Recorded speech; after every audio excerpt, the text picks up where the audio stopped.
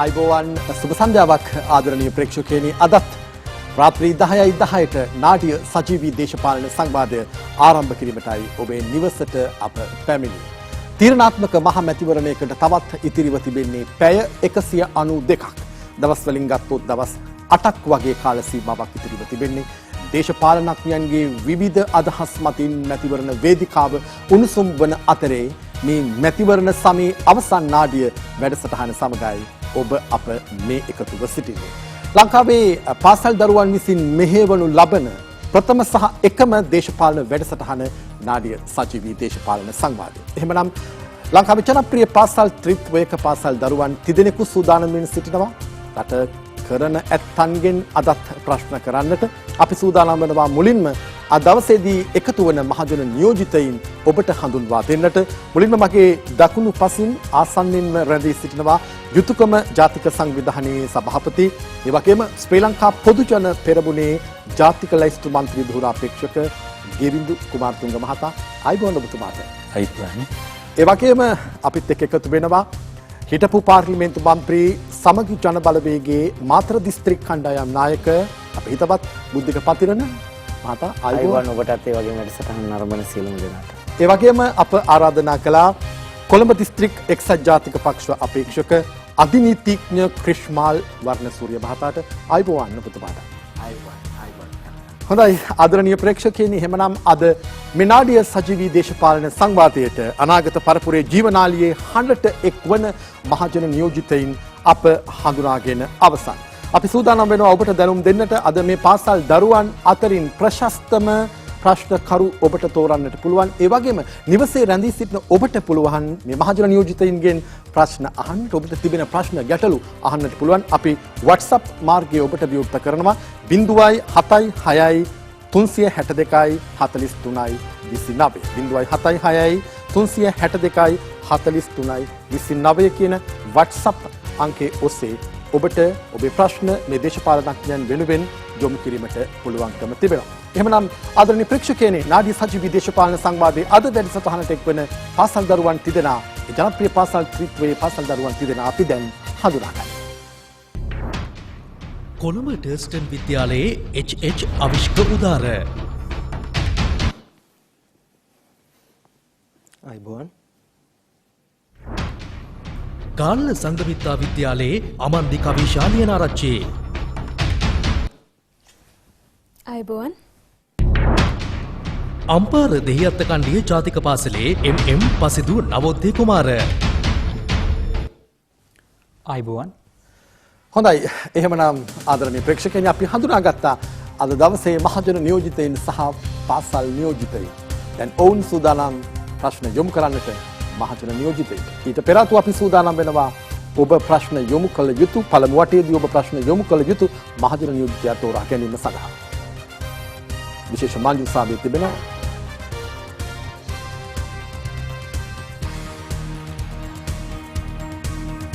ඔබ ප්‍රශ්න යොමු කරන්නේ ටර්ස්ටන් විද්‍යාලයේ අවිෂ්ක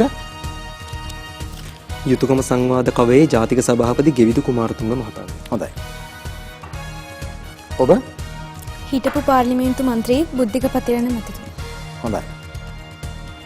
ඔබ ප්‍රශ්න යොමු කරන්නේ එක්සත් ජාතික පක්ෂ අධිනීතිඥ ක්‍රිෂ්මාල් වර්ණසූරිය මැතිතුමනි ඔබතුමාට. හොඳයි පසිදු.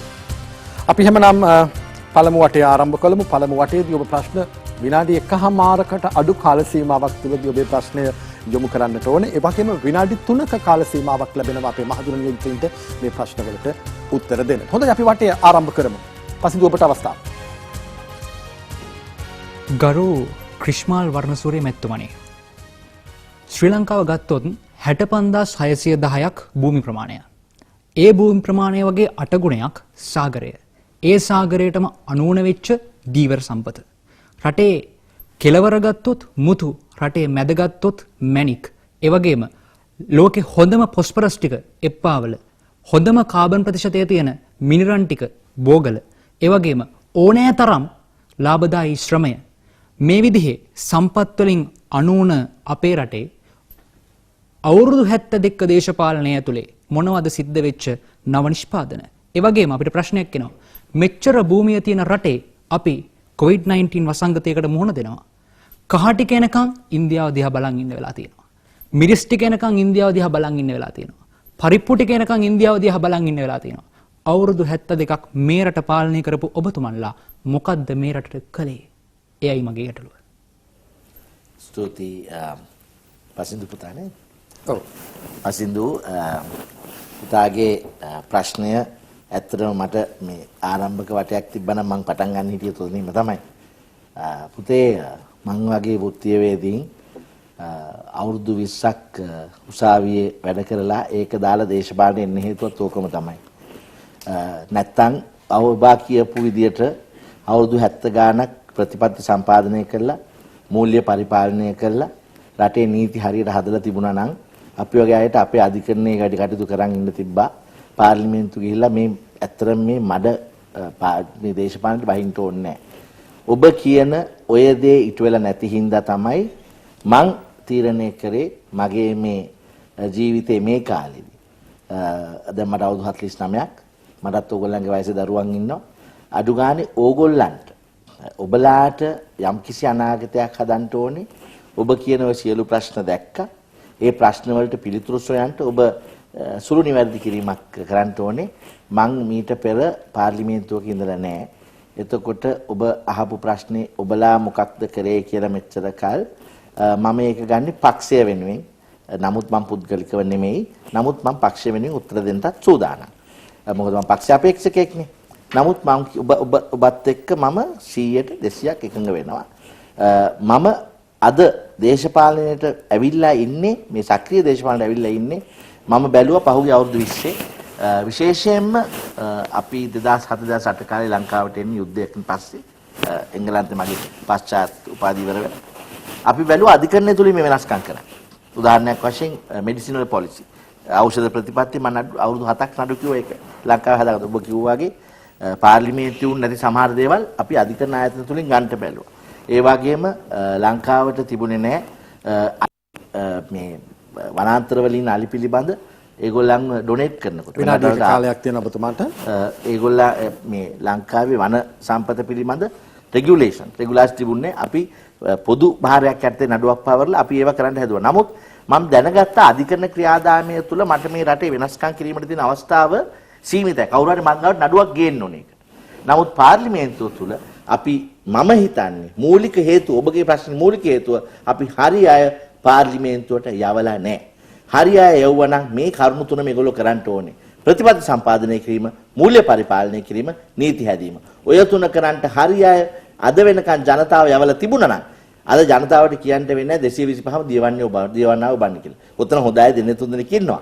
නමුත් මම කියන්නේ බහුතරයක් අපි ඒ හේතුව බලලා නෙමෙයි පාර්ලිමේන්තුවට යවලා තියෙන්නේ. පින්තූරයක් බලලා හෝ නළුවෙක් හින්දා හෝ ලස්සන හින්දා හෝ ක්‍රිකට් ගහලා තියෙන හින්දා හෝ ජනප්‍රියතාවයෙන් හින්දා යවලා මිසක් අපි මේ ඔබ කියපු හේතු වලට අපි පාර්ලිමේන්තු මන්ත්‍රීන් යවලා නැහැ. දැන්වත් මම හිතනවා ඔබලාගේ අනාගතය වෙනුවෙන් ඒ වෙනස්කම කිරීමට කාලය තියෙනවා. හොඳයි අමන්දි ඔබේ ප්‍රශ්නය යොමු කරන්න. මගේ ප්‍රශ්නය යොමු වෙන්නේ හිටපු පාර්ලිමේන්තු මන්ත්‍රී බුද්ධික පතිරණ මැතිතුමා දිහාවට. ඔබතුමා ප්‍රකාශයක් සකස් කළා ඒ ප්‍රකාශයේ ලේවලින් අත්සන් කළා කිව්වා ඔබතුමා එක්සත් ජාතික පක්ෂය හෝ පාක්ෂිකයන් හැර යන්නේ නැහැ කියලා. නමුත් ඔබතුමා මෙවර සමගි ජන බලවේගෙන් ඡන්දය අපේක්ෂා කරනවා. ඒක ඔබතුමාගේ පෞද්ගලිකත්වය. එතන කිසිදු ගැටලුවක් නැහැ. නමුත් තවදුරටත් ඔබතුමා පිළිබඳව විශ්වාසය තබන්න පුළුවන්ද කියන එක අපිට චූටි ගැටලුවක්.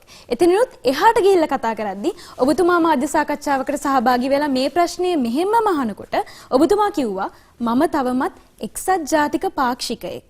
පක්ෂය අනුමත කරන ක්‍රමවේදය අනුව ගොඩනගපු සමගි බලවේගය තුලයි මම ඉන්නේ කියලා. එතකොට පක්ෂයක් තවත් පක්ෂයකින් වෙනස් වෙන්නේ ඒ පක්ෂය අනුමත කරන ක්‍රමවේදය අනුව. එතකොට සමගි ජන බලවේගයේ ක්‍රමවේදය එක්සත් ජාතික පක්ෂයේ ක්‍රමවේදයට සමාන නම් ඇත්තටම මේ දෙක පක්ෂ එකක්මද? එතකොට ඔබතුමාලා මේ මවාපාන්නේ දේශපාලනික අරමුණක් තෘප්ත කර ගැනීම උදෙසා ඇති කරගන්නා වූ ගැටලුවක්ද? ප්‍රශ්නය පැහැදිලි ඇති. ඉතා පැහැදිලි. ලෙයින් අත්සන් කිරීමේ කාරණය ඔබ අර කිව්වා වගේම ඒක ඊයේ අද වගේම හෙටටත් වළංගුයි. ඒ මාධ්‍ය සාකච්ඡාවට දුන්නු උත්තරයත් ඊයේ අද වගේම හෙටටත් වළංගුයි. ඒක ගතික නැ ස්ථිතිකයි. ඒ නිසා ඉතා පැහැදිලිව පක්ෂ කෘත්‍යාධිකාරී ක්‍රමවේදය අනුව ගොඩනගපු සමගි ජන බලවේගයත් එක්ක තමයි අපි ඉන්නේ. හැබැයි එක්සත් ජාතික පක්ෂයේ ආරම්භයේ අපේ මූලයන් හොයා ගියොත් මහාමාන්‍ය ඩී.එස්. සේනානායක මැතිතුමාගෙන් පටන් ගත්තම අපේ පක්ෂය ස්ථාපනය වෙන්නේ සමාජ ප්‍රජාතන්ත්‍රවාදයේ මත පදනම් වුණු ජීව ගුණාංග. අපේ ලාංකීය දේශපාලනය තුල දේශපාලන පක්ෂ ස්ථානගත කරාම කොන්සර්වේටිව් පක්ෂ, ලිබරල් ප්‍රජාතන්ත්‍රවාදී පක්ෂ, සමාජ ප්‍රජාතන්ත්‍රවාදී පක්ෂ, මාක්ස්වාදී පක්ෂ විදිහට අපිට රේඛාවේ හඳුනා ගන්න පුළුවන්. මේකේ වෙනස්කම් තියෙන්න පුළුවන් විවිධ. හැබැයි සාමාන්‍ය මේ විදිහට. ඒකට එක්සත් ජාතික පක්ෂය පහුගිය අවුරුදු 25ක වගේ කාලයක් තුල අර පක්ෂයේ අපේ මූලය හොයාගෙන ගියොත්, අපේ සම්ප්‍රදාය හොයාගෙන ගියොත්, ඒ සම්ප්‍රදාය තිබුණු සමාජ ප්‍රජාතන්ත්‍රවාදී ගුණාංගයෙන් ගැලවුණා. එතකොට ඒ නිසා මතවාදීමය වශයෙන් වෙනස්කමක් තියෙන බව ඇත්ත. හැබැයි ඉතා පැහැදිලිව එක්සත් ජාතික පක්ෂය සහ සමගි ජන බලවේගය අතර ඔබ හිතන ආකාරයට මේ අපි දෙගොල්ලෝ අතර හිඩන් එජෙන්ඩා එකක්, එහෙම නැත්නම් සැඟවුණු න්‍යාය පත්‍රයක් නැහැ. ඒක එහෙම නෙවෙයි. මේ මෙතුමත් එක්ක මගේ තර්කයක් නැහැ. මම මේ පක්ෂය තුල දැන් අවුරුදු 16ක් වැඩ කරලා තියෙනවා. ඒ වගේම මේ පක්ෂය තුල වැඩ කරද්දී මට තියෙන අත්දැකීම් තියෙනවා. රනිල් වික්‍රමසිංහ මැතිතුමා හෝ අකිල විරාජ් කාර්යවසම් මැතිතුමාව බිත්තිය තියලා එන ගහන්න මම සූදානම් නැහැ. ඒකට හේතුව මම කියන්නේ ගුවන් යානයක් මංකොල්ල කාපුවාම මංකොල්ලකාරයෝ යටතේ ගුවන් නියමෝ කාර්ය මණ්ඩලයේ ඒ වගේම ගුවන් මගින් ඉන්නවා. අන්න ඒ වගේ තත්ත්වයකට තමයි මුහුණ දීලා තියෙන්නේ ගුවන් නියමෝ වගේ ඉන්න අකිල විරාජ් කාර්යවසම් මැතිතුමා සහ රනිල් වික්‍රමසිංහ මැතිතුමා. ඒතකොට මංකොල්ලකාරයෝ කියන ගොඩේ මෙතුමන්ලා නැහැ. ඒ ගොඩේ ඉන්නේ අර ගෝඨාභය රාජපක්ෂ මහත්තයා රුවන්වැලි සෑය ගාව දිවුරුම් දෙන්න ගියපු දවසේ එතෙන්ට ගිහිල්ලා හූහඬ මැද්දේ අර අලිහොරු ඇතුලේ අපි එළිය කියලා කෑ ගැහුවේ පොහොට්ටු වෙනවනලා. අන්න ඒ කණ්ඩායම. ඉතින් ඒ කණ්ඩායම කවුද කියලා YouTube channel එකකට ගියොත් බලා ගන්න පුළුවන්. ඒ නිසා ඉතා පැහැදිලිව අපි අතර යම් මතවාදීමේ වෙනස්කමක් තියෙනවා. ඒක ඇත්ත. හැබැයි ඉතා පැහැදිලිව අපි කියන්න ඕනේ එක්සත් ජාතික පක්ෂයේ ජීව ගුණය, සැබෑ ජීව ගුණය සහ මහා සම්ප්‍රදාය කියන සංකල්ප වලින් අපි බැහැර වෙලත් නැහැ. අපිට බැහැර වෙන්න උවමනාවකුත් නැහැ. ඒ නිසා ඉතා පැහැදිලිව අපි විශ්වාස කරනවා පක්ෂ කෘත්‍යාධිකාරී මණ්ඩල ක්‍රමවේදයෙන් අපි එළියට ගිහිල්ලා නැහැ කියලා. ඉතින් ඒ ක්‍රමවේදය තුලයි අපි කටයුතු කරන නිසා අපි තාම විශ්වාස කරනවා ඉතා තදින් අපි එක්සත් ජාතික පක්ෂය නියෝජනය කරන්න කියලා. අවිෂ්ක ඔබේ ප්‍රශ්න යොමු කරන්න ගෙවිඳු මහත්මයාට. ගෙවිඳු කුමාරතුංග මහත්මයාණනි, මගේ ප්‍රශ්නය වෙන්නේ දැන් අපි කතා කරනවානේ හැමපාරම වසර 72ක දේශපාලනය ඇතුළේ ලංකාවේ මිනිස්සුන්ට වෙච්ච සුබසිද්ධියක් නැහැ කියලා. හැබැයි අපි මෑත කාලේනව ලංකාවේ ජනාධිපතිවරයා පත් කරනවා ඉතා මහත් ඕනෑකමකින් ලංකාවේ මිනිස්සුන්ගේ බලාපොරොත්තු ගණනාවක් බැඳගෙන. එතකොට අපි මොකද කිව්වේ? එළිය සංවිධානයේ තියෙනවා, ඒ වගේම ව්‍යාත්මක සංවිධානයේ තියෙනවා, ඒකත් එක්ක විද්වතුන් පිරිවරාගෙන ඉන්නවා. රටේ ජනාධිපතිවරයෙක් බිහි වෙන්න ඕනේ. අන්න එහෙම ඔහුගේ නියාමකයන් ඉන්න ඕනේ. එහෙම ඔවුන් එක්ක වැඩ කරන්න ඕනේ. එහෙමයි කියලා. දැන් මැතිවරණ කාල සීමාව ඇතුලේ මට විතරක් නෙමෙයි ලංකාවේ බහුතරයක් ජනතාවට ඇති වෙන ප්‍රධානතම ප්‍රශ්නය තමයි දැන් ජනාධිපතිවරයා අපේ රටේ ජනාධිපති වුණාට පස්සේ මම දැක්ක මාධ්‍යම කිහිපයකදී කියනවා මට වැඩ කරන්න දෙන්න, මට මේ රට හදන්න දෙන්න, මම මේ රට අතාරින්නේ නැහැ, මට ඕන තැනට ගෙනියනකම් කියලා. එතකොට එහෙම කියද්දිත් අපි මැතිවරණ ඇතුලේ බලන් හිටියනේ ලංකාවේ සාම්ප්‍රදායික දේශපාලන ක්‍රමවේදය ඇතුලේ අපි දැක්ක මුහුණුම නේද බහුතරයක් ආයෙත් මැතිවරණ ඇතුලේ දකින්නේ. එතකොට එහෙම තේරීපත් වෙන පුද්ගලයෙක් එක්ක පුළුවන් වෙයිද අපේ ජනාධිපතිවරයා අපේ අනාගතය කියලා අපි විශ්වාස කරන තැනට යන්න, එතුමාට සහයෝගයක් වෙන්න, එතුමත් එක්ක මේ දැක්මත් එක්ක සැලැස්මවල් එක්ක එකතු වෙන්න, එතුමත් එක්ක අපේ රටේ අපි අනාගතේ බලාපොරොත්තු වෙන රට ගොඩනගන්න. ඕකයි සරල ප්‍රශ්නේ. නේ දැන් ඔබ කියන කාරණේ රාජ්‍ය කරන්නේ මේ මහජන නියෝජිත විතරක් නෙවෙයිනේ. දැන් ගෝඨාභය ජනාධිපතිතුමා තීරීපත් වුණාන් පස්සේ බලන්න, ඒ කියන්නේ ඔක්කොම සංස්ථාපිත මණ්ඩල වලට පත් කරේ කාවද කියලා. ඒත් පැවතිච්ච ක්‍රමවේදය වෙනස් කරා. ඒ කියන්නේ මේ മന്ത്രിවරයාගේ ඥාතියෙක් හෝ മന്ത്രിවරයාට මුදල් වියදම් කරපු මුදලාලි කෙනෙක්ගේ පුතෙක් හෝ පත් කිරීම වෙනුවට අධ්‍යාපන සුදුසුකම් බලලා ඒ ආයතන රටේ යහපත වෙනින් යොදවන්න පුළුවන් පුද්ගලයන්ව පත් කරලා තිනවා. ඔබ කිව්ව සංවිධානවල විශාල පිරිසක් ඒ ආයතනවල සභාපතිවරු නැත්නම් අධ්‍යක්ෂක මණ්ඩලවල සේවය කරනවා. ඒ විතරක් නෙවෙයි දැන් මේ දේශපාලනයේ අපේ ජනාධිපතිතුමා වෙනස් කරන විදිය බලන්න. දැන් ඒ අයට ඊටාම පැහැදිලි රට වෙනුවෙන් ඉලක්ක ලබා දීලා තිනවා. එක්කෝ ඒ වගේ පාඩු ලබන තත්ත්වයෙන් ලබන තත්ත්වෙට ගෙනීම. දැන් අර මිල්කෝ ආයතන වගේ එකක් ගෙනවොත් එහෙම කිරි අතින් ලංකාව සම්පූර්ණ තත්ත්වයේ කරා ක්‍රමානුකූලව ගෙන යෑම වැනි මේ මව්බිමට වැඩදායි ඉලක්ක. දැන් ජනාධිපතිතුමා උන්ට පක්ෂ දේශපාලනය තහනම් කරලා තියෙනවා. මේ මැතිවරණයේදී උන්ට කියලා තියෙනවා ඒ රජයේ ආයතන භාවිතය පමණක් නෙවෙයි උන්ටත් මැතිවරණ ක්‍රියාවලිය ඒකට වෙනත් දේශපාලනයක්. මව්බිමට ආදරය කරන දේශපාලනය. මව්බිම ඔසවා තිබීමේ දේශපාලනයක් අදටත් ක්‍රියාත්මකයි. ඒ නිසා ඔබේ ප්‍රශ්නේ මම හිතන්නේ ඒ විදිහටම ගැනීම, ඒ කියන්නේ මේ වෙනස දකින්න ඕනේ. ඒ අතරතුර අපේ මේ ඒ කියන්නේ 2000 මේ පහුගිය යුගයේ පුරා ඒ අපි නම් දකින්නේ 2015 මේ රටේ වෙච්ච විජාතික කුමන්ත්‍රණයක නැත්නම් විජාතික මෙදිහත් වීම කරොතිවලයක් හැටියට. ඒතකොට ඊට එරෙහිව අරගල කරපු විවිධ පාර්ශවීන් උන් ඔක්කොම බුද්ධිමතුන් වෙන්න අවශ්‍ය නැහැ. මව්බිමට ආදරය කරන කෙමියෙක් ඉන්න පුළුවන්. දැන් මාටින් වික්‍රමසිංහ ඔබ ඒ නිර්ණායකයන් උගත්තොත් මාටින් වික්‍රමසිංහත් එහෙනම් කියන්නේ කුමාරතුංග නිදාස් එහෙම ඒ අය විශ්වවිද්‍යාල උපත් තිබ්බා නෙවෙයි. හරි. හැබැයි උන් ප්‍රඥාන් උන් අත්දැකීමෙන් උන්ගේ දැනුමින් රටට දායකත්වයක් දීලා තියෙනවා. ඉතින් මේ අනිත් එක තමයි මුළු රටක්ම පරිහානියට පත් වෙලා තියෙන යුගයක. දැන් අපි උසාවිය ගැන ගත්තොත් එහෙම අපි දැක්ක පහුගිය කාලේ මහජන නීතියන් සහ අධිකරණයට යෝජනා වෙනවනේ, විනිසුරුවන්ට යෝජනා වෙනවා මරණ දඬුවමක් දෙන්න උසස් වීමක් වෙනින්. මොනතරම් සමාජයේ පිරිහිලාද කියන එකට එක සරල උදාහරණයක් එක. ඒකට සමාජයක්ම පිරිහිලා තියෙනකොට විනාඩියක් තියෙනවා ඔබතුමාට. අපිට ඒ සමාජයේ ක්‍රමානුකූලව තමයි කියන්නේ මේ පරිහානි කරා ගියත් පියවරෙන් පියවර මූලික වශයෙන්ම 77 ඇති කරපු දේශපාලනයේ සමානුපාතික ඡන්ද ක්‍රමයේ ඒ සඳහා විධාන කිරීම සඳහා බාර් ලයිසන් මන්ත්‍රීවරුන්ට ලබා දීම වැනි ක්‍රියාදාමයක් කරහා පරිහානියටපත් වෙච්ච රටක්. ඉතින් අපි දකින්නම් මේ පරිහානියෙන් මිදීමත් පියවරෙන් පියවර සිදු වෙති කියලා ඔබේ නිර්ණායක අනුව අපේ නම් විශ්වාසය තෝරාගත හැකි අපේක්ෂකයන් සෑම දිස්ත්‍රික්කයකම ඇතුළත් කරලා තියෙනවා කියලා. ඔබට ඒ වගේ සබුද්ධික මහජන නියෝජනයක් ඕන නම්, සබුද්ධික පාර්ලිමේන්තුවක් ඕන නම් ඒ සඳහා තෝරාගත හැකි අපේක්ෂකයන් සෑම දිස්ත්‍රික්කයකම සිටිනවා. ඉතින් ඒ නිසා මහජනයාගේ වගකීම තමයි අපි නම් දකින්නේ. එවැනි සබුද්ධික පාර්ලිමේන්තුවක් වෙනුවෙන් ගෝඨාභය ජනාධිපතිතුමාගේ එතුමාගේ සෞභාග්‍ය දැක්මේ ප්‍රතිපත්ති මේ පොළොව මත යථාර්ථයක් කරන්න පුළුවන්, පැල කරන්න පුළුවන් මේ මහජන නීතියන් පිරිසක් තෝරාපත් කරලා එවීමේ අවස්ථාව අපි නම් දකිනවා මේ රටේ ජනතාවට ලබා දීලා තියෙනවා. හොඳයි. පළමු වටේ ඍජු ප්‍රශ්න යොමු කරන්නට ඔබට අවස්ථාව ලබා දුන්නා අපි. හරස් ප්‍රශ්න වලට යන්න මත්තෙන් මේ පාසල් දරුවන් අතරින් අද දවසේ ප්‍රශස්ත ප්‍රශ්න කරු තෝරන්නේ නිවසේ රැඳී සිටින ඔබේ වටිනා SMS මනාපෙන් කොළඹ තර්ස්ටන් විද්‍යාලයේ HH අවිෂ්ක උදාර නම් NDS හිස්තැනක් අංක 1 ලෙසද ගල් සංගමිත්තා බාලිකා විද්‍යාලයේ අමන්දි කවිෂා ලියනාරච්චි නම් NDS හිස්තැනක් අංක 2 ලෙසද අම්පාර දෙහිඅත්ත කණ්ඩිය ජාතික පාසලේ MM පසිඳු නවෝද්‍ය කුමාර ශිෂ්‍යයා නම් NDS හිස්තැනක් අංක 3 යොදා 77යි 75ට ඔබට SMS කරන්නට පුළුවන්. ඔබේ වටිනා මනාපයෙන් තමයි අද දවසේදී ප්‍රශස්ත ප්‍රශ්නකරු මේ පාසල් කතිකෙන් තිදෙන අතරින් අප තෝරාගන්නේ. හොඳයි, එහෙමනම් අපේ පළමු වටේ හරස් ප්‍රශ්න වාරය විනාඩි 20ක කාලයක් ලැබෙනවා. මේ විනාඩි 20ක කාල සීමාව තුළදී දරුවන් ප්‍රශ්න යොමු කරන්නට ඕනේ බසර් එක පාවිච්චි කරලා. විනාඩියයි ප්‍රශ්න යොමු කරන්න අපි ඔබට ලබා දෙන්නේ. පිළිතුරු දෙන්නට විනාඩි 3යි. හොඳයි, අපි එහෙමනම් වටය ආරම්භ කරමු. අවස්ථාව ලබා ගන්නේ පසින්දු ඔබ. හිටපු පාර්ලිමේන්තු මන්ත්‍රී බුද්ධික පතිරණ මැතිතුමනි, ඔබතුමන්ටයි මාගේ ප්‍රශ්නය. අඟුලාන පොලිසිය ආශ්‍රිත ප්‍රජාව ඇවිල්ලා අඟුලාන පොලිසියට ගල් ගහනවා. අඟුලාන පොලිසිය කියන්නේ පොදු දේපලක් කියලා. පොදු දේපල සුරැකීමේ පනතක් ක්‍රියාත්මක වෙලා පැය 24ක් යන්නත් කලින් ඒ හානිය සිද්ධ කරපු ප්‍රාදේශීය ප්‍රජාව අත්අඩංගුවට ගන්නවා.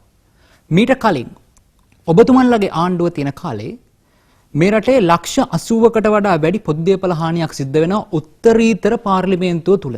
මයික් කඩනවා, පුටු පෙරලනවා, උත්තරීතර පාර්ලිමේන්තුවේ සංකේතය සෙන්කෝලේ කඩා බිඳ දානවා. මේවා පොදු දේපල. 1982 ඉදිරිපත් වන පොදු දේපල ආරක්ෂා කිරීමේ පනතේ 8 වන වගන්ති ප්‍රකාරව යම්කිසි පොදු දේපලකට හානියක් කරලා ඒ සිද්ධ වෙන හානිය රුපියල් 50000කට වඩා වැඩි නම් විශේෂ හේතුවක් මත හැර ඔවුන්ට එරෙහිව දඬුවම් එහෙම නැත්නම් අප ලබා දීමේ හැකියාවක් නැහැ. ඒ වගේම අනිවාර්යෙන් වසරක සිර දඬුවමක් ඔවුන්ට ලැබිය යුතුමයි. මට නමුත් ඔබතුමන්ලගේ ආණ්ඩුව කාලේ සිද්ධ වෙච්ච මේ පොදු දේපල මේ සිදුවෙච්ච මේ පොදු දේපල හානියට ඔබතුමන්ලා ඒ වගේ ක්‍රියාමාර්ගයක් ගත්තේ නැහැ. මට මෙතනදී දෙනවා පැහැදිලි ප්‍රශ්න කිහිපයක්. එක, මේ රටේ පාර්ලිමේන්තුව කියන්නේ පොදු දේපලක් නෙවෙයිද? ඒ වගේම ඒ කාලවකවානුව තුළ මෙවැනි නීතියක් බලාත්මක වෙලා තිබ්බේ එහෙම නැත්නම් සාම්ප්‍රදායික ප්‍රශ්නයමයි. දේශපාලකයා කියන්නේ වෙනම ජීවින් කොට්ටාසයක් සහ මේ රටේ පොදු මහ ජනතාව කියන්නේ තවත් ජීවින් කොට්ටාසයක්ද? ගරු හිටපු පාර්ලිමේන්තු මන්ත්‍රීතුමනි. මම පළමුවෙන්ම ඔබ තුන්දෙනාටම යෝජනා කරනවා මේ මම දන්නේ අනිත් දෙන්නත් එකට එකඟ වෙයි. මේ අපේ නං ඉස්සරහින් ගරු කියලා පාවිච්චි නොකරනවා නම් අපි සතුටුයි. ඒකට හේතුව මම පාර්ලිමේන්තුවට යෝජනාවක් ඉදිරිපත් කළා තියෙනවා පෞද්ගලික මන්ත්‍රී යෝජනාව මේ අපේ නං ඉස්සරහට ගරු අතිගරු මේවා අයින් කරන්න කියලා. මොකද ගරු කියන එක දැම්මට කමන්නේ මරණාධාර සමිතියක ළමා සමාජයක ඒ වගේ ස්වේච්ඡාවෙන් වැඩ කරනවා. ඒ නිසා මම සතුටුයි නිකම් බුද්ධික කියලා හුවත් ප්‍රශ්නයක් නෑ මම එහෙම අහනවට කැමති. අංක 1 අංක 2 අඟුලාන සිද්ධිය පමණක් නෙවෙයි පාර්ලිමේන්තු සිද්ධියත් තව මේ රටේ වරින් වර ඇති වුණු 1987 90 භීෂණය ආරම්භ වෙන්නෙත් ඉන්දු ලංකා ගිවිසුම අවස්ථාවේ බස් රථ ගිනි තියලා පොදු ස්ථාන ගිනි තියලා කඩලා කුඩු පට්ටම් කළා දාලා. මේක තුල කාරණා ගණනාවක් ඔබ කිව්වා වගේ මතුවෙනවා. එකක් තමයි නීතියේ ආධිපත්‍ය කියන කාරණය දේශපාලකයා හමුවේ එක යථාර්ථවාදීද? දැන් ඔබ පාර්ලිමේන්තුව ගැන කතා කරා මට තියෙනවා සමීප අත්දැකීමක් මේ වගේම දකුණු පළාත් සභාවේ නිශාන්ත පුන්ටුහෙට්ටිගම මැතිතුමා එක්තරා අවස්ථාවක 2009 පළාත් සභා අවස්ථාවේ ඔහු යම්කිසි මට්ටමක මේ වගේම කලබගැනියක් ඇති කරා. එතකොට මේ දේශපාලකයා පාර්ලිමේන්තුවට තෝරාපත් කර ගැනීමේදී මම නිතර කියන දෙයක් මේ දේශපාලකයා තෝරා ගැනීමේදී ඔහුගේ උගත්කම කියන කාරණේ මම කියන්නේ ඔහු ප්‍රඥාවන්තයෙක් වෙන්න ඕන කියලා. මොකද මම බෞද්ධයෙක් විදියට විශ්වාස කරන්නේ ආයු වර්ණ සැප බල ප්‍රඥා. නැතුව ආයු වර්ණ සැප බල මේ දැනුම නෙවෙයි. ආයු වර්ණ සැප බල බුද්ධිය නෙවෙයි. ආයු වර්ණ සැප බල ප්‍රඥා. ඒතකොට ප්‍රඥාවන්තයන් පාර්ලිමේන්තුවට එවන්නේ. අර මේ සභාවේ මීට කලින් කියුණා වගේම සිරිමාව බණ්ඩාරනායක මැතිණිය ඩී.එස්.එන් නායක මැතිතුමා රණසිංහ ප්‍රේමදාස මැතිතුමා ප්‍රාමාණික අධ්‍යාපනයක් ලැබලා මෙතුමා කිව්වා වගේ මහාචාර්ය ජී.බී. සෙනනායක කියන ඔහුගේ මහා තක්සලා වුණේ මහජන පුස්තකාලය කියලා. මාටින් වික්‍රමසිංහ ශූරින් ගත්තා. ඉතින් ඒ නිසා මේ පාර්ලිමේන්තුවට පත් කිරීමේ කාරණේ. එතකොට ඒකෙදිත් ආයි ප්‍රශ්න දෙකක් එනවා අර ලෝකයේ ඇති වුණේ කිකිලිද බිත්තරේද වගේ. ඉස්සෙල්ලා මේ නාම යෝජනා දෙන අයගේද වැරද්ද නැත්නම් කතරේ ගහන අයද කියලා. ජනතාව කියනවා පක්ෂ නාම යෝජනා දෙනින්ද අපි කතරේ ගහනවා කියලා. මේ නිසා පළවෙනි කාරණේ තමයි මේ දේශපාලකයා සම්බන්ධයෙන් නීතිය ක්‍රියාත්මක කිරීමේදී තියෙන මන්දෝත්සාහී භාවය. ඒක නිදහසෙන් පස්සේ අවුරුදු 72ෙම තියෙන පොදු ප්‍රශ්නයක්. අංක 2 අපේ සමාජයේ හැම ශේෂ්ත්‍රයකම පසුගාමීත්වයක් තියෙනවා. ඒක අපිට කාටවත් බැහැර කරන්න බෑ. ඒ පසුගාමීත්වයේ බලපෑම මේ කාරණේදී අඩු වැඩි වශයෙන් බලපාලා තියෙනවා. අංක 3 ඔබ ඒ කාරණේ හඳුනගන්න නැති නිසකෙන්න ජනතාවට අවිශ්වාසයක් තියෙනවා නීතිය පසළඳීම පිළිබඳව. ඒ නිසා ජනතාව කල්පනා දැන් බලන්න බස් එකකට මිනිස්සෙක් යට කරන් ගියාම බස් එක කුඩු පට්ටම් කරනවා. රියදුරාට පහර දෙනවා. එහෙම නැත්නම් දැන් මේ தত্ত্বය තුලම පේනවා නීතිය ගැන ජනතාවට සැකයක් තියෙනවා. සමස්ත නීති පද්ධතියට ඒක ඔබතුමාටත් තේරෙන්නේ නැති නීතිය එතන තියෙන තායි නීතිය ආධිපත්‍ය කරන්නේ ඔබතුමන්ලා බලයට පත්වන ඉදිරි ආණ්ඩුවකත් මේ ක්‍රමය මේ සිස්ටම් එක වෙනස් කරන්න බැරි වෙයි කියලාද? නෑ මම කියන්නේ අපිපත් වෙන ආණ්ඩුවකත් වෙනස් කරන්න බැරි වෙයි කියන එක නෙමෙයි. මේ ගියපු විදියට අර වැල යන පැත්තට මැස්ස ගහගෙන අපි යමු කියන එක නෙමෙයි. මේක තමයි මේ මොහොතේ තියෙන භූමියේ යථාර්ථය. නියත වශයෙන්ම මේ ක්‍රමවේදය වෙනස් වෙන්න ඕන. ඒ ක්‍රමවේදය නීතියේ ආධිපත්‍ය ශක්තිමත් කිරීම කියන කාරණෙන් විතරක් නෙමෙයි. මේ සිස්ටම් චේන්ජ් එක කියන එක වෙන්න ඕන සමස්තය තුලම. හොඳයි. ඒ සමස්තය තුලම සිස්ටම් චේන්ජ් එක කරන්නේ නැතුව අනයක් මුරිච්චයක් වෙනස් කිරීමෙන් පමණක් මේ ක්‍රමවේදයේ වෙනසක් දකින්න බෑ. ඒ නිසා වර්තමාන ජනාධිපතිතුමාගෙන් මේ රටේ ජනතාව ඒක අපේක්ෂා කරා. හිටපු ජනාධිපති මෛත්‍රීපාල සිරිසේන මැතිතුමාගෙන් අපේක්ෂා කරා. ඒ නිසා ඒ සිස්ටම් චේන්ජ් එකකට රට යනවා නම් සමස්ත ව්‍යුහාත්මක වෙනසක් වෙන්න ඕන. ඒක කියන්නේ මේ ධනේශ්වර ක්‍රමයේ පෙරලා සමාජවාදී ක්‍රමයේ පැහැදිලි. බුද්ධික මන්ත්‍රීතුමා කියන කාරණාව ඉතාම පැහැදිලි. ධනේශ්වර ක්‍රමයේ තුල සිස්ටම් චේන්ජ් කරන්න පුළුවන්. අවස්ථාව ගන්න. විප්ලවය මේක. අවස්ථාව ගන්න. ප්‍රශ්නය යොමු කරන්නට කැමති බසරක ඔබලා අවස්ථාව ගන්න ඕනේ අමන්දි. අවස්ථාව ලබා ගත්ත කලින්. ඔව් හරි. ප්‍රශ්නය යොමු කරන්නට කැමති යුතුයකම සංවාද කවයේහි සභාපති ගෙවින්ද කුමාරතුංග මහතාට ඔබතුමන්ලගේ ආණ්ඩුව මේක ඔබතුමන්ලට යොමු වන බොහොම සුලභ නමුත් සාර්ථක පිළිතුරු විරල ප්‍රශ්නයක්. ඔබතුමල්ලා ආණ්ඩුව බලයට පත් වෙද්දි කිව්වා ඔබතුමල්ලා MCC ගිවිසුම හොසි කරලා දානවා කියලා. එතකොට ඔබතුමල්ලා බලයට පත් වුණාට පස්සේ මේ කතාව යම් විදියකට වෙනස් වුණා. ඔබතුමල්ලා කිව්වා හරි අපි MCC ගිවිසුම් පිළිබඳ අධීක්ෂණයක් කරනවා. මේ පිළිබඳව කොළඹ විශ්වවිද්‍යාලයේ මහාචාර්ය ලලිත් සිරි ගුණරුවන් මහතා ඇතුළු පිරිසක් පත් කරා. ඊට පස්සේ ඔවුන් පැහැදිලිවම කිව්වා මේ ගිවිසුම ක්‍රියාත්මක කරොත් මෙන්න මේ ආදී වූ ගැටලු ටිකක් ඇතිවෙනවා. ඒක නිසා මේ ගිවිසුම අහිත කරයි කියලා. ඊට පස්සේ ඔබතුමල්ලා එතනින් නොනැවති අර ප්‍රකාශය ගෙනාවට පස්සේ ඒ ගිවිසුම පිළිබඳව කිසිදු තීරණයක් නොදී ඔබතුමන්ලා ඊට පස්සේ කරේ ඒ පිළිබඳව අධීක්ෂණය සඳහා තවත් අලුතෙන් පිරිසක් පත් කරා. මහාචාර්යවරුන් මේ කරපු කාර්ය පිළිබඳව අධීක්ෂණය සඳහා යොදවන්න ඕන වූ පිරිසක් දේ යෙදෙව්වේ කියන එක පිළිබඳව මේ වෙනකොට සමාජයේ කතිකාවතක් තියෙනවා. ගොඩනැගිලා තියෙනවා. මම ඔබතුමාගෙන් අහන්නේ ඔබතුමන්ලා මේ ඡන්දය ඉවර වෙනකන් MCC ගැන තීරණයක් නොදී ඉන්නේ මොනම හරි යටි අරමුණක් තියනවද ඔබතුමන්ලට? එහෙම නැත්නම් කිසියම් වූ සාධාරණ හේතුවක් ඔබතුමන්ලා තුල පවතිනවද? දේවින්ද මහත්මයා නේ මම පෞද්ගලිකව ගත්තත් යුතුයකම සංවිධානය හැටියට ගත්තත් හිතන්නේ MCC ගිවිසුම අපේ රටට ඵලදායී ගිවිසුමක් කියලා.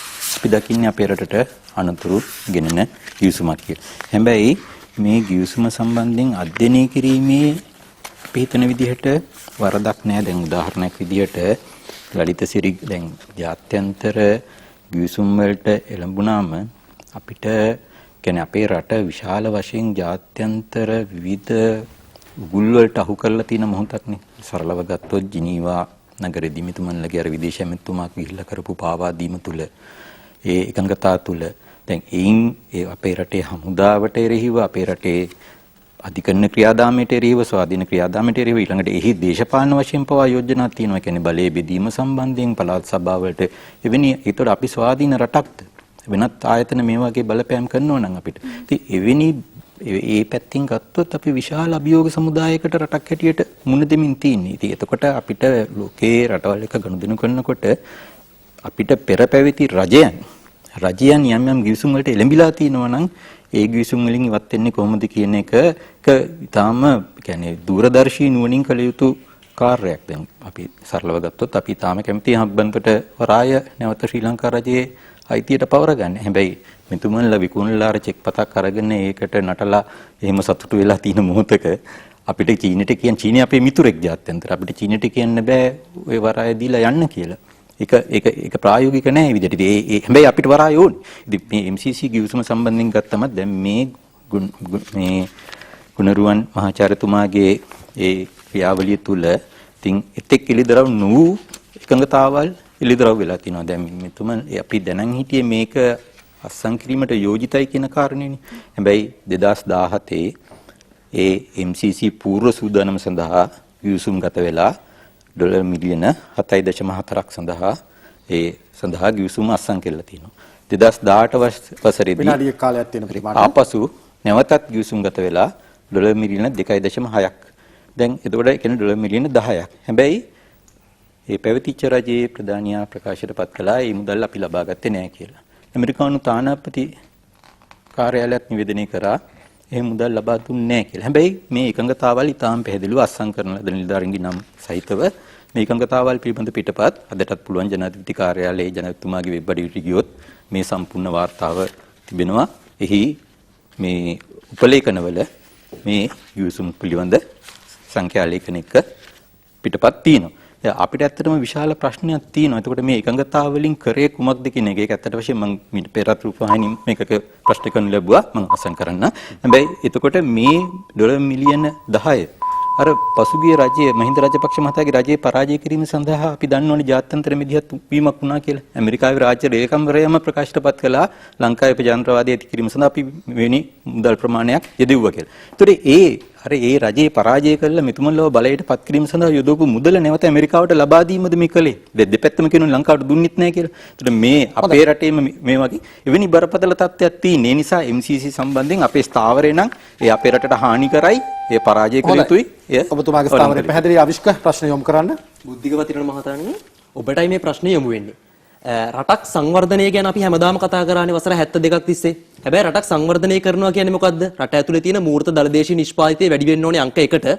දෙක තමයි රටේ තියෙන ව්‍යුහාත්මක වෙනස්කම් සිද්ධ වෙන්න ඕනේ. ඒ කියන්නේ දරිද්‍රතාවය අඩු වෙන්න ඕනේ. ඒ වගේම ආදායම් බෙදී යාමේ විෂමතාවය අඩු වෙන්න ඕනේ. උද්දමනය අඩු වෙන්න ඕනේ. ඔය වගේ ලක්ෂණත් එක්ක තමයි රටක් සංවර්ධනය වෙන්නේ. හැබැයි මම දැකලා තියෙනවා ඔබතුමාලාගේ පක්ෂයේ නායකතුමා බොහෝ අවස්ථාවල එහෙමත් නැත්නම් විවිධ මැතිවරණවලදී මැතිවරණ පොරොන්දුවක් විදියට සංක්‍රාම දීමනා ලබා දීම ගැන වැඩිපුර කතා කරනවා. මම දන්නේ ලංකාවේ බහුතරයක් ජනතාවට සංක්‍රාම දීමනා ඇත්ත වශයෙන්ම වැදගත් වෙනවා ඇති. නමුත් එහෙම සංක්‍රාම දීමනා දීමෙන් වෙන්නේ ලංකාව ඇතුලේ තියෙන මුදල් සංසරණ ප්‍රවේගයේ වැඩිවීමත් එක්ක රටේ නිෂ්පාදන ඉහළ නොගියොත් උද්දමනය වැඩි වෙලා ආනයන වැඩි වෙලා ඒකත් එක්ක රටේ රුපියල විදේශ විනිමය ඒකකයන් එක්ක තවත් අප්‍රමාණීය වෙනවා. ඒකත් එක්ක රටේ ආර්ථිකය තවත් දුර්වල වෙනවා. එතකොට කොහොමද ඔබතුමන්ලා මේ කියන ආකාරයට රටේ මිනිස්සුන්ගේ අතර සංක්‍රාම දීමනා ලබා දීලා ඔය කියනා විදිහට රටේ ආර්ථිකය සංවර්ධනය කරනවා කියන තැනට යන්නේ?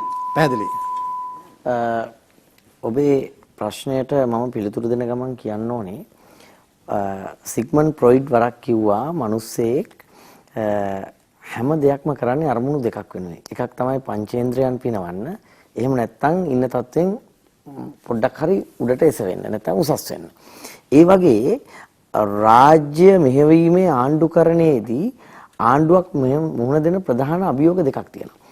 අංක 1 රාජ්‍ය ආරක්ෂාව පිළිබඳ අභියෝගය. අංක 2 සංවර්ධනය පිළිබඳ අභියෝගය. ඔබ සංවර්ධනයේ අංශ ගණනාවක් පිළිබඳ කතා කරා. හැබැයි අපි විශ්වාස කරන මම විශ්වාස කරන සංවර්ධනය එක අංශයක් පමණයි. ඔබ කතා කරපු සියලුම කාරණා අයිති වෙන්නේ ආර්ථික සංවර්ධනයට අදාළ කාරණා. හැබැයි මම විශ්වාස කරන්නේ ආර්ථික සංවර්ධනයේ පමණක් නෙවෙයි රටක සංවර්ධනය. ආර්ථික සංවර්ධනය, අධ්‍යාපන සහ සෞඛ්‍ය ශේෂ්ත්‍රයේ සංවර්ධනය. මොකද ඒකේ ප්‍රතිලාභ මෙහෙම ලැබෙන්නේ නැහැ. ඒව ලැබෙන්නේ දිගු කාලෙන. මොකද අධ්‍යාපනයේ ප්‍රතිඵල, සෞඛ්‍ය ප්‍රතිඵල එන්නේ අර කීමක් තියෙනවනේ අපි ධාන්‍ය වගා කරොත් මාස 3කින් ප්‍රතිඵල එන්නේ. අපි පැලහිටෙව්වොත් ආර්ථික සංවර්ධනය කියන කාරණාවට සාපේක්ෂව කතා පැලහිටෙව්වොත් දශකයකින් අපිට නැත්නම් අවුරුදු 5කින් අපිට ප්‍රතිලාභ ලැබෙන්නේ. හැබැයි මිනිස්සයා කොට නැගුවොත් ඒක ශතකයකින් සහස්‍රයකින් අපිට පෙරලා ප්‍රතිලාභ ලැබෙන්නේ. ඒ නිසා මම විශ්වාස කරන්නේ සංවර්ධනයේදී ආර්ථික සංවර්ධනය, අධ්‍යාපන හා සෞඛ්‍ය සංවර්ධනය, ඒ වගේම ආධ්‍යාත්මික සංවර්ධනය. ආධ්‍යාත්මික සංවර්ධනයෙන් තොර මනුස්ස ජීවිත වැඩක් නැහැ.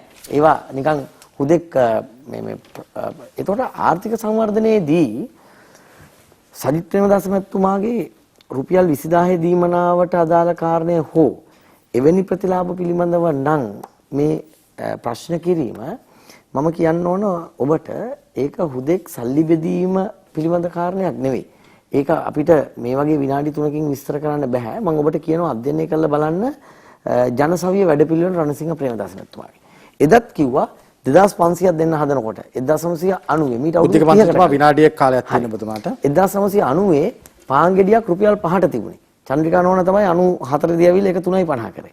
ඒතකොට අද පාන් ගෙඩියක් රුපියල් 55යි, සමහරලාට 60යි, 80ට 90ටත් විවිධ වර්ගවල පාන් තියෙනවා. ඒතකොට පාන් ගෙඩිය වැඩිවීම 10 ගුණයක්.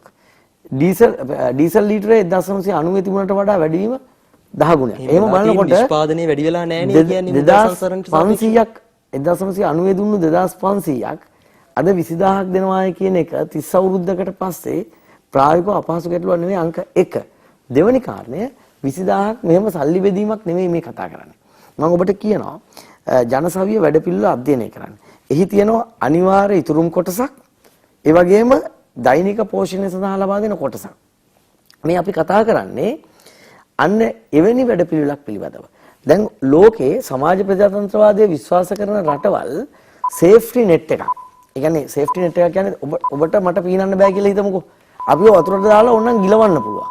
එහෙම නැත්නම් අපිට නෙට් එකක් උඩ පීනන්න දෙන්න පුළුවන්. වතුර යට යම් අඩි ප්‍රමාණයක නෙට් එකක් තියෙනවා. ඔබතුමාට ලැබුණු මේ 20000 කියන්නේ සේෆ්ටි නෙට් ක්‍රමවේදයට ඒ 20000 තුල ඉතුරුමක්, ඒ වගේම ආයෝජනයක්, ඒ තුලින් ඔහුගේ පවුල සහ පවුල් කුටුම්බය සවිබල ගැනීම, එහෙම එකක්. ලෝකේ කොහෙවත් භාණ්ඩාගාරේ රුපියල් බෙදාගෙන ගිහිල්ලා යපුම් මානසිකත්වය ඩිපෙන්ඩන්ට් සින්ඩ්‍රෝම් එකක් හදලා රටක් ගොඩ ගන්න බෑ. එතන සජිත් ප්‍රේමදාස මහත්මයාත් අපි සියලු දෙනා ඉන්නවා. ඒ නිසා මේ යපුම් මානසිකත්වයකට යොමු කිරීමක් නෙවෙයි, ආයෝජන ක්‍රියාවලියට දිරි දීලා ඔහුව ගොඩ ගන්න ක්‍රියාත්මකට සේෆ්ටි නෙට් සිස්ටම් එක. හොඳයි පසින්දු ඔබට අවස්ථාව. මාගේ ප්‍රශ්නය ගෙවිදු කුමාරතුංග මැතිතුමනි ඔබතුමන්ට රටක පාර්ලිමේන්තුව කියන්නේ රටේ ව්‍යවස්ථාදායකය. රටට අවශ්‍ය නීති සම්පාදනය කරන්න එතන. නීති සම්පාදනය කරද්දී අපි සලකා බලන එහෙම නැත්නම් අනුගමනය කරන පියවර කීපයක් තියෙනවා. එක තමයි නීතියක අවශ්‍යතාවය මොකක්ද? ඒ නීතිය අවශ්‍යතාවය සම්බන්ධයෙන් අතීතයේ බලපාන සාධක මොනවද? ඒ නීතිය ක්‍රියාත්මක කළොත් ඒක අනාගතයේ සුරක්ෂා කරන්නේ කොහොමද? ඒ වගේම ඒ නීතිය රටේ සමස්ත ජනතාවට කොයි විදිහට බලපානවද? සමස්ත ජනතාවටම හිතකර වෙනවද? මෙන්න මේ සියලුම කාරණා ටික සලකලා බලලා සමස්ත ජනතාවටම හිතකර වෙන ජනතාව නොපෙළෙන නීතියක් තමයි පාර්ලිමේන්තුව තුළ සම්පාදනයම සිද්ධ වෙන්නේ. ජනතාවට හිතකර නීතියක් සම්පාදනය වීම සඳහා අති බහුතර දෙකෙන් එකක් ප්‍රමාණවත්. නමුත් ඔබතුමන්ලගේ දේශපාලන ප්‍රතිපත්තිය සහ දේශපාලන ව්‍යාපාරය තුළ ඔබතුමන්ලා මේ රටේ ජනතාවගෙන් 3/2ක බලයක් ඉල්ලා සිටිනවා. අපි දන්නවා මේ රටේ පාර්ලිමේන්තුවට අති බහුතර 3/2ක්. එහෙම නැත්නම් 6/5ක් පැමුණුණු අවස්ථාවලදී මේ රටට සිද්ධ වුණු අභාග්‍ය සම්පන්න ව්‍යවස්ථා සහ නීති සම්පාදනය වීම පිළිබඳ උදාහරණ එමටවත් දෙන්න පුළුවන්. ඇත්තම කිව්වොත් මේ 3/2 අවශ්‍ය වෙන්නේ මේ රටේ ජනතාවට විතරක් හිතකර නෙවෙයි ඔබතුමන්ලා නියෝජනය කරන දේශපාලන ධාරාවට අවශ්‍ය ඔවුන් වෙනුවෙන් වූ නීතියක් සම්පාදනය කිරීම සඳහා නෙවෙයිද කියන ප්‍රශ්නයයි මම ඔබතුමාගෙන් ප්‍රශ්න කරන්නේ. බොහොම ස්තුතියි පසින්දු. ඒ කියන්නේ මට අත් වශයෙන්ම පැහැදිලි කිරීමක් කරන්න ලැබෙනවා නම් මම සතුටු වෙන ප්‍රශ්නයක් ඔබ ඇහුවේ. ඇයි අපි 3/2ක් ඉල්ලන්නේ? ඔබ කවුරුත් දන්නවා අද අපේ තියෙන 1978 ව්‍යවස්ථාව අනුව ව්‍යවස්ථාවේ වෙනස්කම් කරන්න අපිට 3/2 බලයක් ඕනේ. එහෙම නැතුව ආණ්ඩුවක් කරන්න ආර්ථිකය ගොඩනංවන්න දැන් සමහර නව ව්‍යවස්ථාවක් හදන්න ඔබතුමන්ලා බලාපොරොත්තුවක් තියනවද? ඔව් මම කරුණු දක්වන්න කරුණාකර මටත් ඒ අවස්ථාව දෙන්න. එතකොට දැන් අපේ අදහස නම් ගෝඨාභය දැන් මේ සමහර විපක්ෂයේ අය උප ප්‍රශ්නටත් ඒක අදාළයි කියන්න හදන්නේ මේ ගෝඨාභය රාජපක්ෂ මහත්මයාට බලය ලබා ගැනීම සඳහා ආදි වශයෙන් ව්‍යවස්ථා වෙනසක් නැත්තම් 3/2ක් කියන අපේ අදහස නම් ගෝඨාභය රාජපක්ෂ ජනාධිපතිතුමාට එහෙම අවශ්‍ය නැහැ. එතුමා රට රකින්න උනත් මේ මොන දුර්වල ව්‍යවස්ථාව යටතේ උනත් එතුමාගේ අවුරුදු 5 රට සුරක්ෂිතයි කියන එක තමයි අපේ අදහස. හැබැයි අපේ ව්‍යවස්ථාවට අපි පහුගියදා අපේ රණවිරුවන්ගේ ශ්‍රේෂ්ඨ විජයග්‍රහණයේ 11 වෙනි සංවත්සරය පැවැත්වුවා මේ මාසෙදී. එතකොට ඒ රණවිරුවන් ජීවිත පරිත්‍යාග කළා ඒ ත්‍රස්තවාදයේ පරාජය කරාට අපි නම් දකින්නේ මේ පරාජය කරේ බෙදුම්වාදයේ සන්නද්ධාංශය. හැබැයි බෙදුම්වාදයේ දේශපාලන එදටත් ක්‍රියාත්මකයි. ඒ තුල අපේ ව්‍යවස්ථාවට 13 වෙනි සංශෝධනයේ හැටියට ඇතුළත් වෙලා තියෙන ඒ සමහර ව්‍යවස්ථාංග රටේ ඒකීය රාජ්‍යයට පටහැනි. පළාත් සභාවලට ව්‍යවස්ථාව අනුව අවස්ථාව තියෙනවා යම් දවසක නීතිය හා සාමය, අධ්‍යාපනයේ, සෞඛ්‍ය, ඉඩම් මේ බලතල පවරන්න. එතකොට බලයේ බෙදීම හොඳයි කියලා දකුණ මේ පළාත් වලට බෙදන ගමන් ඒ තුල තියෙන උතුරු නැගෙනහිර එකතු කරන්න. ඉතින් අපිට මේව පරස්පර විරෝධී අපි නම් දකින්න දැන් මේ දේශපාලනේ තමයි අදටත් දැන් මේ මෙතුමලත් එකට ඉන්න දෙමළ ජාතික සන්ධානයේ 2020 සඳහා මෙතු වෙන ප්‍රකාශනයේ පැහැදිලිව කියවෙන උතුරු නැගෙනහිර දෙමළ ජනයාගේ නිජ භූමිය. ඒ නිසා උතුරු නැගෙනහිර එක් කරලා යුතුයි. ඊට බලය පැවරිය යුතුයි කියලා. අපි හිතන්නේ මේ බෙදුම්වාදී දේශපාලනේ අපි පරාජය කරන්න ඕනේ. ඒ සඳහා අපි 13 නිවැරදි කරන්න ඕනේ. ඒකම 19 සංශෝධනය. 19 සංශෝධනයේ තියෙනවා මේ රට අරාජිකත්වයට පත් කරන අංග. සරල උදාහරණයක් ගත්තොත් අවුරුද්දකට පස්සේ ජනාධිපතිතුමාට පාර්ලිමේන්තුව විසිරන්න තිබ්බ බලය. ඒක අවුරුදු 4 මාරකට ගෙනිච්චා. මුළු කාලේ අවුරුදු 5යි. මොකටද 4 මාර්ගින් ජනතුමාට බලය දෙන අවුරුදු 5ම ඉන්න දුන්නම ඉවරයි. දැන් බැඳුම් කර මෙතුමන්ලගේ රජය මාස 2ක් ඇතුළත පළවෙනි බැඳුම් කර හොරකම කරා. හොරෙන් කරන්න හැදුවේ. අහු වුණා. පාර්ලිමේන්තුවයි කිව්වොත් එහෙම ඔව් අපි මාස 6කට සැරයක් බැඳුම් කර මේකක් කළා අපි සල්ලි මේ මංකොල්ල කාලා අපි බෙදා ගන්නවා. මොනවද කරන්නේ? අපේ පාර්ලිමේන්තුවට මෙදිහත් වෙන්න උසාවියට බෑ. ජනාධිපතිතුමාට විතරයි තිබුණේ ඒකත් නැති කරාම අවුරුදු 4 මාරක් යනකම් කවුද ඒක නිවැරදි කරන්නේ? ඕනෙම ආයතනයක් නිවැරදි කිරීම සඳහා ක්‍රියාමාර්ගයක් තියෙන්න ඕනේ. ඉන්දියාවේ ඉන්නේ විධායක ජනාධිපතිවරයෙක් නෙවෙයි. ඒත් ඉන්දියාවේ ජනාධිපතිවරයාට බලය තියෙනවා පාර්ලිමේන්තුව අවශ්‍ය නම් විසිරවන්න. ඒ නිසා 19 සංශෝධනයේ එවැනි ප්‍රජාතන්ත්‍රවාදී සම්බන්ධයෙන් නෙවෙයි දැන් ඇමති සංඛ්‍යාව 30ට සීමා කරනකොට අපි එකඟයි. හැබැයි මෙතුමන්ලා ඒක රැක්කේ නැහැ. අද කිව්වට රකින්නෝ කියලා. එතුමන්ලා 50 ගානකට කැබිනට් ඇමති උරුපත් කරගත්තා 50 දක්වා ජාතික රාජ්‍යයක් ජාතික ආණ්ඩුවක් කියන ව්‍යාජ මේක තුල. හැබැයි ගෝඨාභය මහත්මයා ආදර්ශයක් දුන්නා. මේක తాවකාලික රජයක් කියලා පත් කරන්න පුළුවන් 30ක්වත් පත් නොකර 15ක් පත් කළා. ඉතා කුඩා ප්‍රශ්නයක් මට තියෙන කුඩා උත්තරයක් ලබා දෙන්න කියලා මම ඔබතුමාගෙන් ඉල්ලා සිටිනවා. දැන් ඔබතුමන්ලා උත්සාහ කරන්නේ රටට හිතකර ව්‍යවස්ථාවක් සම්පාදනය කරන්න නම් මේ රට පාලනය කරන්න මේ රටේ මිනිස්සු පත් කරලා එවන മന്ത്രിවරුන් ටික ඇමතිවරුන් ටික ඕකට විරුද්ධ වෙයිද? ඔව් මේ ප්‍රශ්නයත් එක්කම හරස් ප්‍රශ්න වෙනුවෙන් වෙන කල විනාඩි 20ක කාලයක් අවසන් වෙනවා. ඉතා කෙටියෙන් අපි උත්තර ලබා දෙමු. ප්‍රශ්න තීරණය සමාවෙන්න. ඇත්තෙන්ම පාර්ලිමේන්තුව සඳහා මහජන නියෝජිතයන් තෝරලා පත් කරලා එවන්නේ මේ රට හිතකර රටක් බවට පත් කරන්න. එසේ පත් කරලා එවන නියෝජිතයෝ මේ රට හිතකර රටක් බවට පත් කරන්න ඔබතුමන්ලගේ ආණ්ඩු ක්‍රම ව්‍යවස්ථාවන්ට විරුද්ධ වෙයිද? ඔවුන් ඇත්තටම ඔවුන්ගේ වගකීම ඉටු කරනවා නම් ඔවුන්ගේ වගකීම ඉටු කරන්න නම් ඔවුන් පාර්ලිමේන්තුවේ එන්නේ. නෑ ඔව් හරි ප්‍රශ්නේ පැහැදිලි. දැන් ඔබ ඔසේ කිව්වට අපි දන්නවා මේ රටට දැන් අර කලින් කිව්ව මේ පුතාහපු ප්‍රශ්නටත් සම්බන්ධයෙන්ම නේද? අපිට එහෙම සම්පූර්ණයෙන් නිදහසක් දීලා ඔන්න ශ්‍රී ලංකාව නිදහස් ඔයගොල්ලන්ට ඕනි විදියට පාලනය කරන්න කියලා එහෙම නිදහසක් අපිට ලැබිලා නැහැ.